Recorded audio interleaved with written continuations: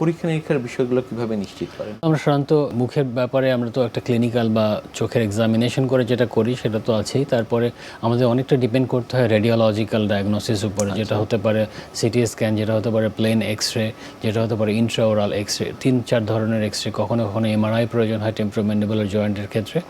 এগুলি করে আমরা সাধারণত ডায়াগনোসিসে পৌঁছাই। উইজডম টিথ বা আক্কেল দাঁত, জি। সেটি সার্জারির কথা আপনি বলছিলেন, জি। সেটি আসলে কিভাবে আপনারা করে থাকেন? সাধারণত উইজডম টুথগুলি যখন তৈরি হয় তখন ওরা রং ডিরেকশনে বা রং ওয়েতে তৈরি হয়, তখন দাঁতটা একটা জায়গায় এসে স্টার্ট হয়ে যায়, তখন ওর চারিদিকে যে গামটা আছে ওর মধ্যে একটা ইনফেকশন তৈরি হয়, তখন অনেকটা ব্যথা, ফুলে যেতে পারে, পুজ তৈরি হতে পারে ওখানে, তখন ইন্ডিকেটেড ওটাকে রিমুভ করার জন্য। তখন আমরা সার্জারি করে মাড়িটাকে কেটে দাঁতটাকে কিছুটা স্পেস বোনের মধ্যে তৈরি করে, অনেক সময় দাঁতটাকে সেকশন করে ছোট ছোট টুকরো করে ওটাকে নিয়ে আসা হয়, এরপরে ওটাকে আবার ক্লোজ করে দেওয়া হয় কিছু স্টিচ করে। ধরনের সার্জারিতে আসলে ফার্স্ট 2-3 ডেজ রিকভারি সময় লাগে, একটু ফুলা থাকতে পারে, একটু ডিসকমফোর্ট থাকতে পারে পোস্ট সার্জিক্যাল, বাট খুব ম্যাসিভ কোনো কিছু না, এটা লোকাল অ্যানেস্থেসিয়া দিয়েই করা সম্ভব। পরবর্তীতে সেখান থেকে কোনো সমস্যা হতে পারে কিনা? উইজডম টুথ সার্জারিকে খেয়াল রাখতে হয়, উইজডম টুথের নিচেই একটা বড় নার্ভ থাকে যেটা হচ্ছে চোয়ালের সেন্সেশন বা অনুভূতিটা দেয়।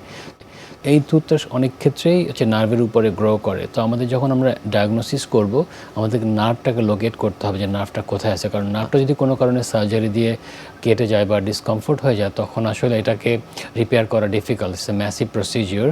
সো এই জন্য ওটাকে অ্যাসেস করে ঠিক করতে হবে যে নার্ভের লোকেশনটা কোথায় আছে এবং ওটাকে অ্যাভয়েড করে সার্জারিটা করতে হবে। অনেকে শুরুর দিকে সার্জারিতে যেতে চান না, তাদের ক্ষেত্রে আসলে কোনো কিছু করণীয় রয়েছে কিনা? তাদের ক্ষেত্রে যদি ইনফেকশন স্টেজে চলে আসে তাহলে আসলে অপারেশনের আগে অনেক সময় আমরা অ্যান্টিবায়োটিক দিয়ে থাকি, যদি মনে হয় যে না এখন আসলে অ্যাকিউট ইনফেকশন বা একটা ভিজিবল ইনফেকশন আছে তখন অ্যান্টিবায়োটিক দিয়ে ট্রিট করে থাকি, but antibiotic is not the right choice, it's not an alternative to the surgery.